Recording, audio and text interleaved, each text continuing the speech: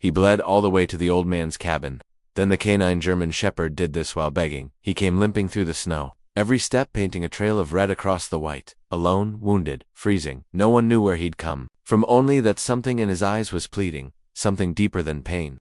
The old man living in that isolated cabin hadn't spoken to anyone in years. But when the German shepherd collapsed at his door, what followed would change both of their lives in a way no one could have imagined. This isn't just a story about survival, it's about a bond forged in blood, silence, and loyalty. What this canine did will leave you speechless, and believing once again in the power of connection.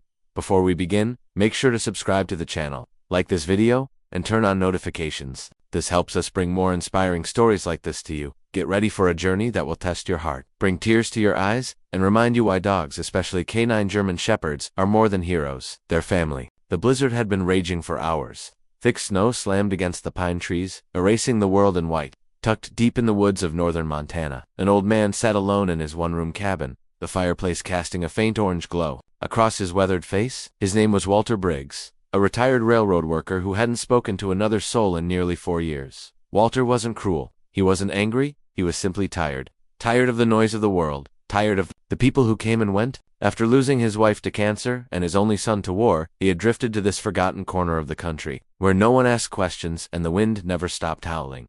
That morning, Walter had stacked firewood, fed the birds, and brewed coffee strong enough to peel paint, just like every day. But as the storm rolled in thicker than usual, something tugged at him, a feeling he hadn't known in years, unease. Then he heard it, a dull thud, then another. He paused, turning his head toward the door. It came again, a soft, dragging thump against the wooden porch. At first, Walter thought it was a fallen branch, or maybe some animal pushed off course by the storm. But when he opened the door, the breath caught in his throat. A German shepherd collapsed. His fur was matted with ice and streaked with deep, dark blood. His left hind leg was torn open, muscles visible beneath the frozen clumps. His chest rose and fell in shallow, rapid gasps. His eyes, despite the pain, locked on Walter's, pleading, deliberate. The dog tried to lift his paw. It trembled, in the air, then dropped again. Walter's instincts, buried under years of silence, kicked in like lightning. He dropped to his knees. Easy, boy, easy. The shepherd tried to rise again, but his legs gave out. He whimpered. Not a cry of weakness, but desperation. Walter reached beneath the dog's head, fingers trembling as he found the pulse. Still there, weak but steady. He dragged the heavy animal inside, closing the door against the cold. The fireplace hissed as snow blew in, then settled back into its gentle crackle. Laying the dog on an old wool blanket, Walter shuffled to his closet and pulled out a wooden box, the same one he hadn't touched since his son Jacob's funeral. Inside were medical supplies, most long expired. But gauze and antiseptic were still usable. The dog didn't resist as Walter cleaned the gash. He just stared at him, not with fear, but with full awareness. There was intelligence in those eyes, and something else. Urgency. As Walter wrapped the wound, he noticed something tucked into the shepherd's collar, a metal tag, scorched and bent. It read, Canine REX Unit 328B, Military. Walter froze. He knew those numbers. His son Jacob had trained dogs just like this before deploying, dogs who sniffed out IEDs, tracked hostiles, and brought soldiers home, except when they didn't. He sat back, staring at the dog. What happened to you, huh? He whispered. Where's your handler? The shepherd shifted. His eyes blinked slowly, and he let out a soft whine. Then he did something that sent a chill down Walter's spine. He pushed himself up on 3 legs, limped toward the door, and scratched at it. Walter stood slowly. You want to go back out there? The dog turned, sat and stared, and then astonishingly barked once. Short, sharp, focused. It wasn't a plea. It was a command. Walter opened the door. The wind screamed in, but Rex didn't hesitate. He limped down the steps, paused, then turned his head, waiting. Walter grabbed his coat and boots. Every part of him screamed that he was too old for this, that this wasn't his fight. But something in Rex's wounded determination pulled him forward. They moved slowly through the storm, the dog's trail barely visible. Blood droplets marked the snow like breadcrumbs. Walter followed, keeping one eye on the shepherd's labored gait. Then, after nearly 15 minutes, Rex stopped. He turned his head to a cluster of snow-covered rocks, barked twice. Walter followed the sound, and there, nearly buried beneath, white in branches, was a hand. Human. He dropped to his knees, brushing the snow away. A young man, unconscious, barely breathing, wrapped in shredded military fatigues. His face was cut, pale, lips blue, no gear, no ID. But in the breast pocket of his torn jacket was something familiar, the same unit tag as Rex. Walter's heart pounded. Your handler, Rex, lay down beside the man, resting his head gently on his chest. Walter pulled out his old flip phone. No signal, of course. He looked up at the sky. They wouldn't survive much longer out here. He had to carry him. The man groaned faintly as Walter struggled to lift him onto his back. The wind pushed against them, but Rex stayed at his side every step of the way, limping, bleeding, refusing to fall. When they finally reached the cabin again, Walter collapsed inside, gasping. He looked at Rex. The dog lay in front of the fireplace, eyes locked on the soldier now breathing on the couch. Walter dropped to the floor beside him. "You brought him to me?" he whispered. "You saved him." Rex closed his eyes. And for the first time in 4 years, Walter Briggs began to cry. The cabin was quiet, except for the wind pressing against the walls and the steady ticking of Walter's antique clock. Outside, the snow hadn't stopped. It had only thickened an endless curtain of white swallowing the forest. But inside, time stood still as two broken souls. One man, one soldier lay unconscious under the care of someone who hadn't cared in years, and a dog who wouldn't let either of them die. Walter hovered near the young soldier, carefully adjusting a damp towel on his forehead. The boy was burning up. Fever had set in, likely from exposure. His lips were still cracked, face pale, breath ragged. Walter had changed him out of the wet clothes, dressed his wounds the best he could, and covered him in every blanket he owned. And through it all, Rex hadn't moved. The canine lay silently at the foot of the couch, his body still weak, but his eyes sharp, watching every shift of the soldier's chest, every wince, every groan. He hadn't let himself rest. It was as if he knew the boy's life was tied to his presence. Walter sat down beside him. "You won't leave him, will you?" Rex turned his head slightly, looking up at Walter with those same focused eyes. "You remind me of someone," Walter muttered. "Jacob had a dog just like you. Said they were trained to keep watch even when they were hurt. Said they'd rather die than abandon their partner." He let out a breath. I thought he was exaggerating. Rex didn't move. Walter sighed and leaned back against the wall. His body ached. He hadn't carried that much weight in years. But somehow, during that snowstorm, the pain hadn't mattered. Something inside him had woken up the moment Rex scratched at his door. Something he thought had died when Jacob's casket came home. The soldier groaned. Walter was on his feet instantly. He leaned over the boy, listening as the soldier whispered something faint, a name. No, a number. Echo 9. The boy breathed. Echo 9 to base. Walter pressed a hand to his shoulder. "You're safe now, son. You're not out there anymore." The soldier's eyes fluttered. He opened them briefly, confused, unfocused. "Where's Rex?" Rex stood. He limped over to the couch and placed his paw gently on the soldier's chest. The boy exhaled, shaky, slow, but his eyes found focus. "You made it then." Just like that, he passed out again. Hours passed. The fire burned low. Walter added more wood and spooned broth into the soldier's mouth in small doses. Rex finally fell into a shallow sleep, though his body twitched now and then. A sign, Walter guessed, of pain or dreams, too heavy for words. By morning, the storm had calmed. Light filtered through the frosted windows. The radio, long silent, crackled to life with bursts of static and fragmented voices. Walter hurried to it, adjusting the frequency. "Rescue team, last known coordinates."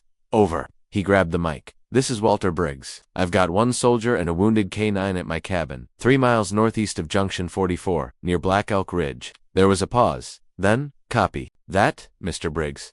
We've been looking for them. We'll send a team immediately. ITA, 2 hours. Walter turned to the couch. "They're coming, boys." Rex lifted his head. 2 hours later, the sound of a chopper echoed through the forest. The cabin shook lightly as the rescue team arrived. Medics poured in, checking the soldier, tending to Rex. They moved efficiently, with the precision of people used to saving lives. As they loaded the soldier onto a stretcher, one medic turned to Walter. "You saved his life," she said. "And the dog's." Walter shook his head. "The dog saved his. I just opened the door." The medic paused, then smiled. "Sometimes that's all it takes." They began to carry Rex out, but he resisted. He kept glancing over at Walter, ears perked despite his wounds. Walter knelt beside him. "Go with them, boy. You've done your job." Rex let out a low whine. "You don't owe me anything," Walter whispered, placing a hand on his head, "but thank you for bringing me back to life, too." The dog's body relaxed. He allowed the team to lift him. Walter stood on the porch, watching the helicopter disappear into the clouds, and for the first time in years, the silence didn't feel empty. It felt earned. But deep down, he knew this wasn't the end. Because some bonds don't break after one storm. Some are just beginning.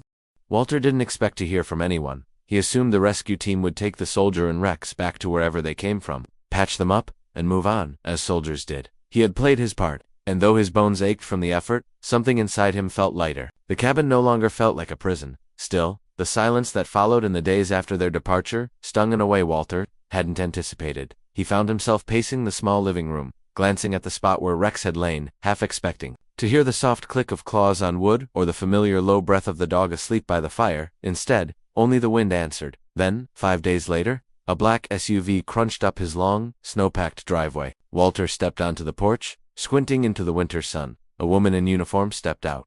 "Mr. Briggs," she asked, her voice firm but warm. "My name is Captain Eliza Monroe. I'm with the U.S. Army K-9 Division." Walter nodded slowly. "I figured someone might show up eventually." She smiled, handing him a sealed folder. "I wanted to deliver this myself, and, ask you something." Walter raised an eyebrow. "Ask me something." She glanced around at the cabin, then back at him.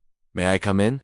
He led her inside and stoked the fire while she settled on the edge of the armchair, her back straight. "Posture, soldier perfect. The man you helped," she began, "was Specialist Darren Cole. He and Rex were on a recon training mission near the Canadian border. A snowstorm hit harder than forecasted, and a tree collapsed their vehicle. Cole managed to get out but was badly injured. Rex stayed with him." Walter looked into the flames. "He dragged himself here, bleeding, hurt like he had something to finish." Captain Monroe nodded. "Rex was trained for combat, but more than that, he was trained for loyalty. When Cole blacked out, Rex took off. Tracking humans in snow is nearly impossible, but that dog made it to your doorstep."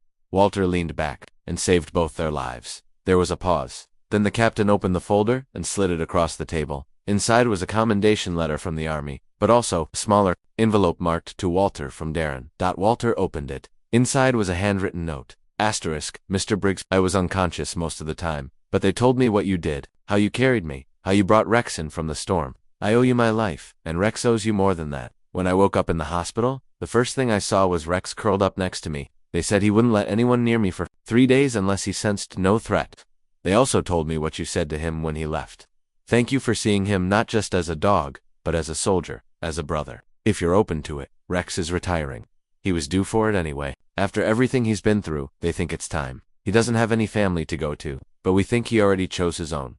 Would you take him? Darren Cole?" Asterisk, Walter stared at the paper. The room was so quiet he could hear the snow melt dripping from the roof. Captain Monroe cleared her throat. "We don't place retired canines south lightly. It takes a certain kind of person, one who understands that these animals aren't just pets. They're soldiers, survivors. Sometimes they need more patience. Sometimes they carry trauma. But if they bond with someone," she smiled, "it's for life." Walter didn't answer immediately. Instead, he stood and walked to the window, looked out across the snow-covered land, where he'd once walked with Rex trailing behind, bleeding but determined. He saw again the image of those brown eyes, full of pain and purpose, begging not for help but for trust. He turned back. "Where is he now?" The captain stood. "In the truck. He's healed. Limps, mostly gone. But he hasn't let anyone near him since the hospital except Cole, and ... we think you." Walter stepped outside slowly. The SUV's back door opened. There he was. Rex. His coat was shinier, his eyes clearer, but his posture was tense. Head low, ears up. He stared at Walter. Walter crouched. "Hey boy." For a moment, neither moved. Then, like something had finally clicked into place, Rex stepped forward and pressed his head against Walter's chest. Walter closed his eyes and wrapped his arms around the dog. "Welcome home, soldier." Behind them, Captain Monroe smiled and returned to the SUV. No more words were needed. Inside the cabin later that evening, Walter set a new bed near the fireplace, a thick wool blanket and a pillow. Rex circled it once, then lay down with a heavy sigh. Walter poured 2 cups of coffee, set one on the table, talked out loud. "You know Jacob would have liked you. He always said German shepherds were the smartest. You might have even worked with him, if things had gone differently." Rex lifted his head, ears twitching. "Yeah, I think this place is going to be better with 2 of us in it. And for the first time in years." Walter smiled at the sound of something he hadn't heard in a long, long time. A tail thumping softly against the floor. Winter gave way to early spring, though the snow still clung to the higher pines like stubborn memories. At the Briggs cabin, something else had begun to thaw, something far older than the ground. Walter had changed. It didn't happen all at once. It started with small things, setting out 2 bowls for breakfast instead of 1, chopping extra firewood in case Rex wanted to rest inside longer, and even sweeping the front porch, something he hadn't bothered to do in years. But the biggest change was in the silence. It was no longer empty. Every time Rex shifted in his sleep, or trotted beside him through the trees, Walter felt it, that old familiar sensation of purpose, of not being alone. Still, some days were harder than others. One morning, Walter was digging through a dusty storage box in the back of the cabin when he found it. Jacob's photo album. He hadn't touched it since the funeral. His fingers hovered over the worn leather cover before finally opening it. There was Jacob in uniform, smiling under a sun-bleached sky in Iraq. Then Jacob with a young German shepherd pup, not Rex, but one of the others he'd helped train. The boy looked proud, whole, alive. Walter's chest tightened. He hadn't wept when the knock came at his door all those years ago. Hadn't cried at the funeral. Hadn't cried when the flag was folded and handed to him by men with eyes that never met his. But now, with Rex asleep by the fire, he felt the tears fall silently. It wasn't just grief. It was guilt. For surviving. for leaving the world behind, for shutting out every last bit of light because the brightest part of his world had gone dark. Rex stirred, lifting his head as if he could sense the shift in Walter's mood. He rose slowly, crossed the room, and rested his head in Walter's lap. Walter chuckled through the ache in his throat. "You're not subtle, you know that." He ran a hand through the dog's fur. "Jacob would have spoiled you rotten." Rex closed his eyes. Stayed there. That afternoon, Walter decided they'd go farther into the woods, farther than he'd dared since the storm. He packed a thermos, some jerky, and a folded letter he hadn't read in years. One Jacob had sent 6 weeks before he died. He didn't know why he brought it. Maybe because something in him wanted to let it go, or finally hear it. They hiked in silence, boots crunching on melting snow, birds returning to the trees. Walter found an old tree stump overlooking the ridge, where you could see the river snaking through the valley. He sat. Rex lay at his feet, eyes scanning the distance with that trained stillness only a soldier knew. Walter opened the letter. Asterisk, Dad. I know we don't say much. That's kind of our thing, isn't it? But I wanted to tell you something before I forget how to, just in case I don't come home. Working with these dogs, it's different. They don't talk, but they say everything. They don't care who you are, what you've done, or what you're afraid of. They just want to stand beside you. That's it. Sometimes I think that's what you've always needed, Dad. Not someone to fix anything, just someone to be there. Maybe one day, when you're ready, you'll find one. And if you do, don't push him away like you pushed everyone else. He'll know your heart better than you do. Jacob Walters sat there, staring at the last line until the words blurred. Then he looked at Rex. The German Shepherd was now sitting upright, ears perked, watching Walter like he understood every syllable. Walter folded the letter, placed it beneath a stone beside the stump, and whispered, "You were right, kid." They stayed there a long time. That night, the wind picked up again, not like a blizzard, but like a warning. Rex didn't sleep. He paced the door, nose twitching, alert. Walter noticed. "What is it, boy?" Suddenly Rex growled, not loud, low, quiet, serious. Walter stepped outside with his flashlight. In the distance, headlights flickered through the trees. A pickup truck, unmarked, no lights, moving slow. Walter's heart quickened. This was private land. No one came out here unless they were lost or they didn't want to be found. The truck stopped. 2 figures stepped out. They didn't call out. They just stood there, silhouettes against the trees. Walter felt a cold knot form in his gut. Rex stood by his side, body tense. Walter whispered, "You ready, soldier?" Rex didn't need to respond. He was already watching the forest like it was a battlefield. Something was coming, something that would test everything they had, rebuild everything they now meant to each other. Walter didn't move. The figures near the truck stood still, shadows wrapped in nightfall and suspicion. The pine trees behind them swayed gently in the wind, but the strangers didn't, their posture rigid, purposeful. Not lost hikers, not hunters, whoever they were. They hadn't come by accident. Rex, positioned at Walter's side, didn't bark. Instead, his body lowered slightly, eyes locked on the figures, muscles coiled and ready. A soldier's stance. Walter squinted. "You see what I see, boy?" Rex's only answer was a soft growl. One of the men took a step forward. Just one. Walter raised a hand. "That's far enough." No response. So Walter did what his instincts told him. He stepped inside the cabin slowly and came back out with his old shotgun, not loaded, but cradled in his arms like it was. A gesture, not a threat. A reminder that he wasn't alone. And he sure as hell wasn't helpless. "What do you want?" he called out. That finally got a reaction. The first man took another step and spoke. His voice was deep, thick with a southern accent. "We're looking for a dog." Walter frowned. "You picked the wrong forest." The man chuckled, but it wasn't the kind of laugh you wanted to hear in the dark. Not just any dog. Canine, unit shepherd, military trained. Heard he was brought here after a rescue. Walter's grip tightened slightly on the shotgun. "He was and now he's mine." The second man finally spoke, sharper voice, younger. "Those dogs are worth a fortune. Trained like weapons, some people pay 20, 30 grand for one." Walter stiffened. "He's not for sale." The man took a few more steps. Now just near the edge of the clearing. "That's the thing, sir. We're not really asking." Rex moved forward, just a step. His growl deepened, louder now. His teeth showed slightly beneath his upper lip. The first man noticed. "Easy, boy. Wouldn't want you getting hurt." Walter narrowed his eyes. That dog dragged a bleeding soldier through a blizzard. He's taken bullets, bombs, and God knows what else. You think 2 punks in flannels scare him? The men hesitated, and in that hesitation, Walter saw what he needed. Doubt. They weren't professionals. They were scavengers. Dog thieves. Opportunists who'd heard a retired canine had been placed somewhere remote and figured they'd find an easy score. They hadn't counted on Rex. And they definitely hadn't counted on Walter Briggs. He took a step forward. "You got 10 seconds to get in that truck and drive back the way you came, or I stop being polite." There was a tense silence. Then Rex barked once, loud, sharp, explosive. The kind of bark that shakes your bones. The men flinched. The younger one swore under his breath. "Screw this man. Let's go." The older one hesitated, sizing up Walter one last time. But when Rex took another step forward, he backed off. Moments later, the truck started up and disappeared down the road.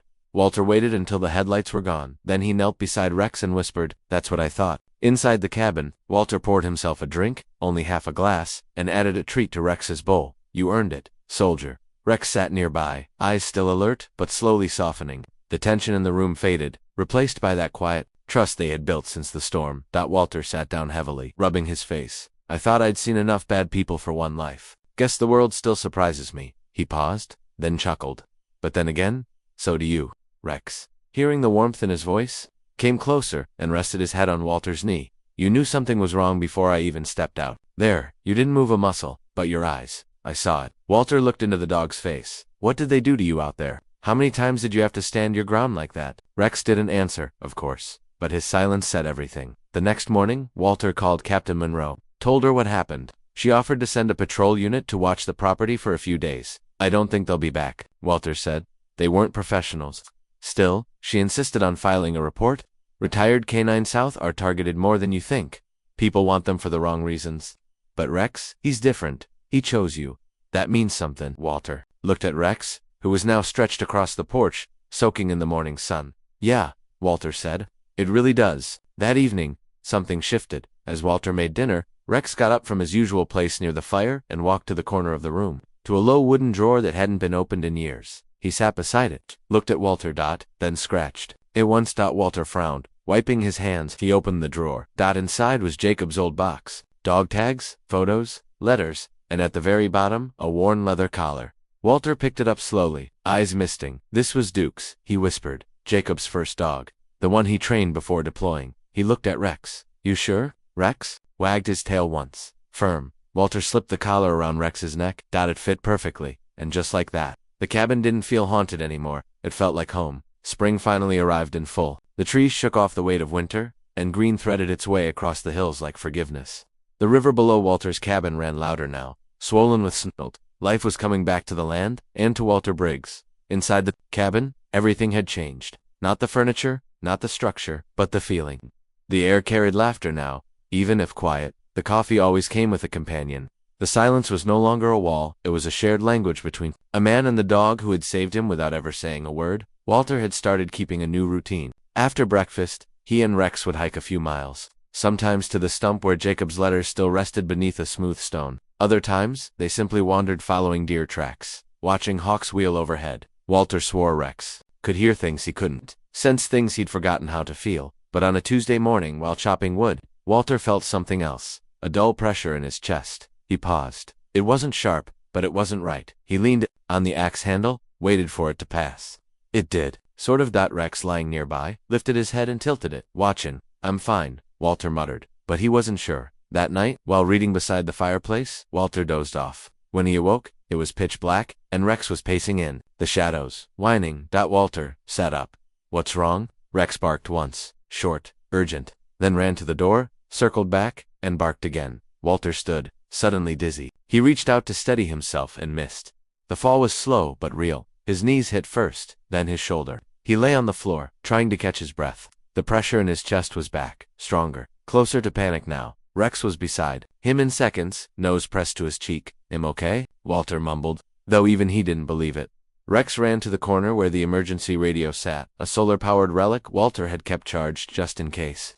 He'd used it to call for help once before, during the storm that brought Rex into his life. Now, the dog pawed at it, then barked again. Walter groaned. "Go ahead, call the cavalry." With shaking hands, he reached for the mic. Double quotes, bass. "This is Briggs. I think I need assistance." His voice was slurred, weaker than he expected. Rex lay down beside him, body pressed against his side. Warmth, steadiness. Help arrived 30 minutes later. The helicopter lit up the sky like lightning as it hovered above the treetops. The paramedics rushed inside, assessing him with swift, practiced hands. Possible mild cardiac event. One of them said, "Lucky you got the call out." Walter, on a stretcher now, turned his head toward the cabin. "Bring him," he rasped. "Don't leave him here." The medic hesitated.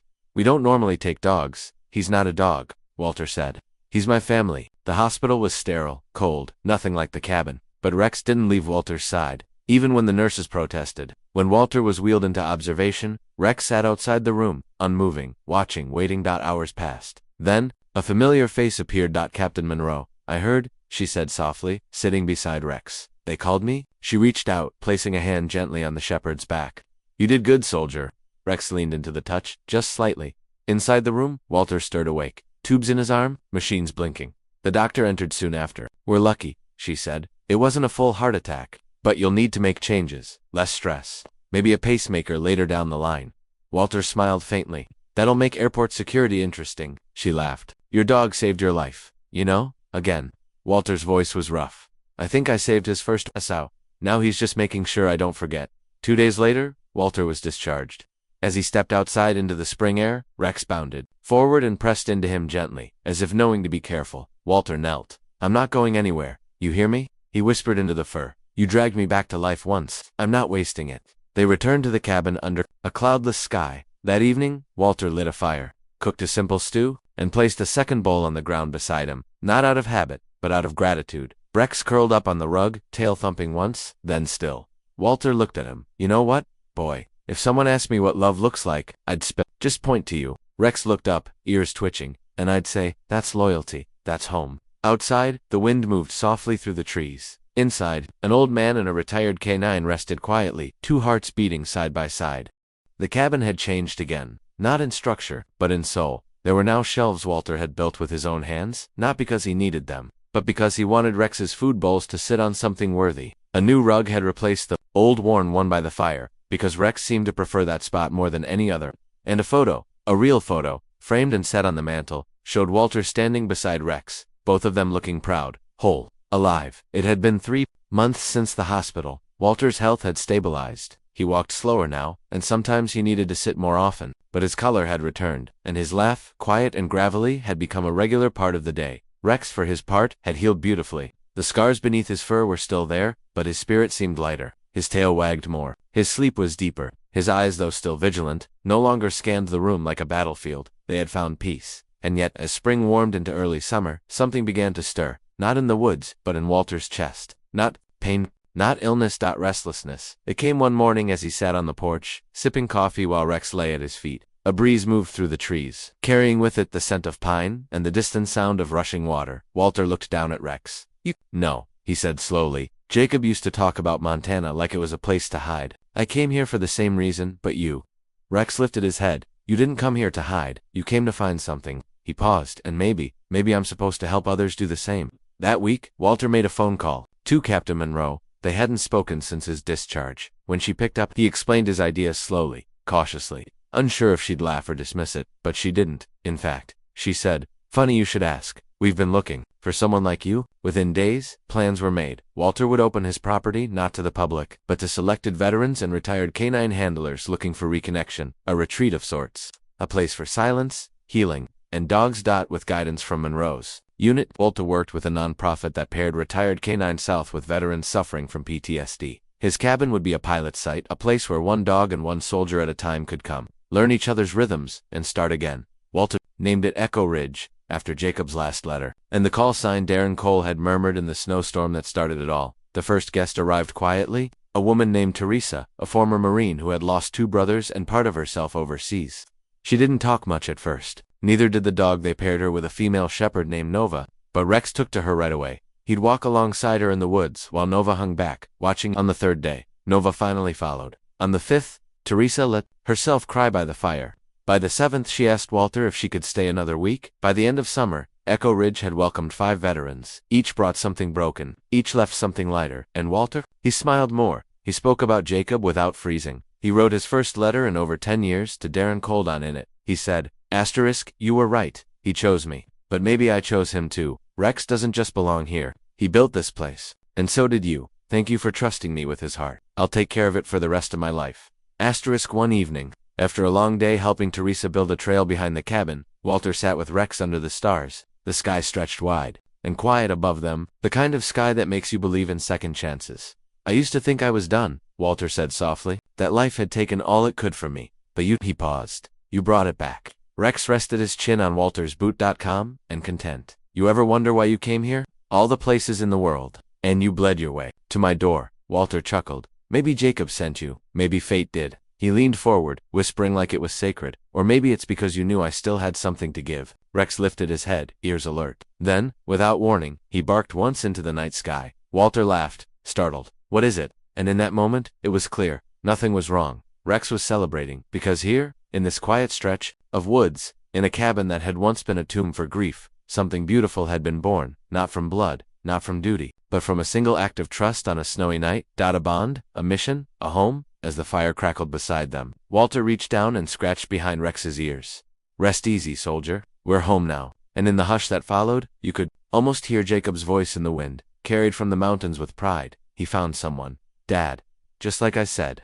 This story is a profoundly emotional journey about trauma, healing, and the unexpected ways in which broken souls find each other. Through the quiet resilience of an aging man and the silent loyalty of a wounded canine German shepherd, we witness a powerful narrative that transcends survival and becomes a testament to connection, purpose, and second chances. From the opening scene, the story grips us with its haunting imagery. A German shepherd, bleeding and alone, dragging himself through a snowstorm to the doorstep of a reclusive old man. It's cinematic and symbolic. The dog is not just seeking shelter, he's on a mission. And in that desperate plea for help, he awakens something in Walter Briggs that had long been dormant, the instinct to care again. Walter, a retired railroad worker, lives in complete isolation, emotionally shut down after losing his wife and son. The arrival of the dog breaks that silence, not with words, but with presence. Rex is battered, loyal, and determined. He doesn't just collapse in front of the cabin. He begs for help with his eyes, with his body, with every ounce of strength he has left. And Walter, despite having shut out the world, answers. This is the story's first major turning point, a mutual act of trust between two beings who have every reason not to trust anyone. It sets the tone for the entire narrative. Real healing begins with vulnerability. As the chapters unfold, we learn that Rex was part of a military canine unit and had stayed behind to protect his injured handler, Specialist Darren Cole, during a snowstorm. The fact that the dog traveled through deadly conditions to get help is powerful enough. But the deeper emotional twist is that he led Walter back to the unconscious soldier, and by doing so, forced the old man to engage with life. Again, that act, one of instinct, loyalty, and pure devotion, reawakens Walter's humanity. What follows is not a simple tale of rescue, but a layered exploration of grief, memory, and redemption. The story artfully parallels the trauma of man and dog. Walter grieves the loss of his son Jacob, a soldier who once trained dogs like Rex. The moment Walter finds the soldier's unit tag and connects Rex's origins with Jacob's past, the emotional weight deepens. This isn't just a dog. This is a living bridge to the memory of his son, and unknowingly, a chance at closure. When Captain Monroe later offers Walter the opportunity to adopt Rex upon retirement, we witness one of the most quietly emotional moments of the entire narrative. Rex chooses Walter. Despite being injured, despite everything he's endured, Rex recognizes in Walter not just safety, but soul. And Walter, a man who had buried emotion for so long, says yes. Their relationship, though wordless, becomes the emotional center of the story. Through daily routines, shared silences, and small moments of mutual care, we watch as both begin to rebuild. But the story doesn't settle into comfort. In Chapter 4, Walter suffers a health scare, and Rex becomes the protector once again, staying calm, alerting him, and likely saving his life. This cycle of mutual salvation, each saving the other more than once, reinforces the story's most powerful theme. Love doesn't need words to be real. Chapter 5 introduces external conflict when dog traffickers arrive, hoping to steal Rex for profit. This tense encounter is brief but effective. It reminds the viewer that true loyalty and bravery cannot be bought, and that both Walter and Rex are willing to fight for one another. The moment Rex growls, Walter knows, this is no ordinary dog. This is a warrior. This is family. By the time Chapter 6 arrives, the story shifts into deeper emotional territory. We see Walter reflect more openly on his son Jacob, and we learn about the promise of love that continues beyond loss. When Walter finds Jacob's letter, a message written before he died, and it speaks of the healing power of dogs, the circle is complete. The dog his son had dreamed of for his father has, in fact, found his way home. The final chapter offers the most meaningful transformation. Walter chooses to open his cabin to veterans and other retired canines south, founding Echo Ridge, a sanctuary for those who have forgotten how to reconnect. This choice is profound. Walter doesn't just heal, he becomes a healer. He transforms his grief into service, and his pain into purpose. Rex, no longer just a dog, becomes a partner in that mission. The beauty of this story lies in its quiet strength. There's no melodrama, no artificial twists, just two souls who meet at the edge of survival and choose to walk forward together. The emotional tension is built through meaningful silences, loyalty without condition, and sacrifices made without asking for anything in return. Visually, the story's settings, snowy forests, firelit cabins, military hospitals, enhance the emotional tone. These environments reflect the inner lives of the characters, cold when they are lost, warm as they find each other for viewers. This story serves as a reminder that healing doesn't always come through loud gestures. Sometimes, it comes through a look, a paw on your chest, a breath shared beside a fireplace, and perhaps most importantly, through the choice to keep going together. In the end, it's not a story about a dog who found a man. It's a story about two warriors, one with scars on the inside, one with scars on the outside, who chose to fight for each other, and in doing so, found their way home.